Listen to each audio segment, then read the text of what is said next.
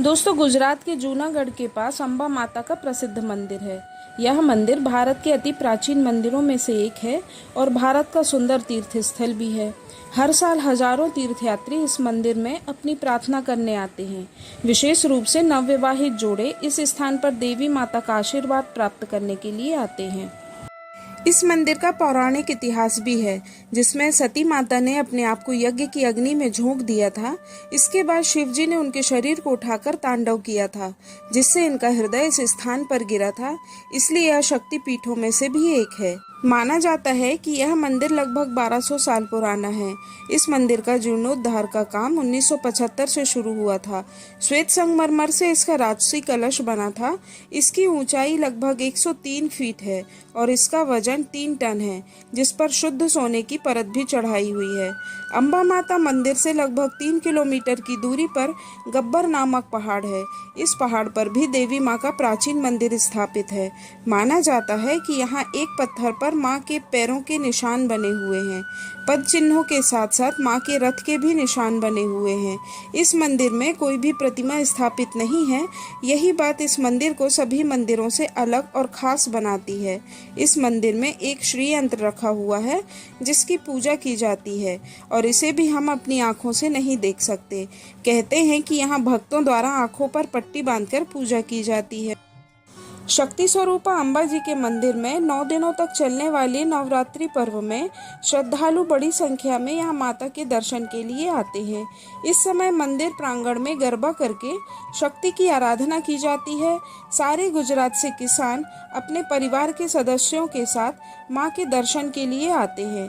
बहुत बड़े स्तर पर मनाए जाने वाले समारोह में भवई और गरबा जैसे नृत्य का प्रबंध किया जाता है। जूनागढ़ पहले मगध साम्राज्य के अधीन रहा। यह कभी चंद्रगुप्त मौर्य, सम्राट अशोक, रुद्रदमन, स्कंदगुप्त के भी अधीन रहा। यहाँ के शिलालेखों से इस बात का प्रमाण मिलता है। यहाँ पर सम्राट अशोक के 14 शिलालेख पाए गए हैं, जिस पर अशोक द्वारा जारी राजकीय आदेश और नियम खुदे हुए हैं। कालांतर में जूनागढ़ पर राजपूतों का भी कब्जा रहा। यह स्थान चूड़ासम राजपूतों की कई वर्षों तक राजधानी भी रही। बाद में जूनागढ़ पर महमूद बेगड़ा का शासन हो गया। उन्होंने उस वक्त जूनागढ़ का नाम मुस्तफाबाद रख दिया। जूनागढ़ भारत की आज़ादी के इतिहास में एक अलग पन्ना है। जब हमारा देश आज़ाद हुआ तब भारत के सैकड़ों देशी रियासतें भारत में मिल गई। कुछ रियासतें ऐसी भी थीं जो भारत में मिलने को राजी नहीं थीं, बल्कि वे विभाजन के बाद पाकिस्तान का हिस्सा बनना चाहती थी। ऐसी ही एक रियासत जूनागढ़ भी थी। जब भारत का विभाजन हुआ उस वक्त जूनागढ़ के नवाब महावत खान थे। जूनागढ़ में हिंदुओं की संख्या मुस्लिमों से बहुत अधिक थी, लेकिन फिर भी जूनागढ़ के नवाब ने इसे भारत में विलय से इनकार कर दिया। उन्होंने जूनागढ़ को पाकिस्तान का हिस्सा बनाना चाहा। कहते हैं कि मुस्लिम लीग के इशारे पर जूनागढ़ के नवाब ने वहां के तत्कालिक दीवान को पद से हटा दिया था। उनके जगह पर उन्होंने बेनजीर भुट्टो के दादा शाहनवाज भुट्टो को जूनागढ़ का दीवान बना दिया। इसका परिणाम यह हुआ कि जूनागढ़ की जनता में नवाब के प्रति विद्रोह हो गया और हिंसा भड़क गई।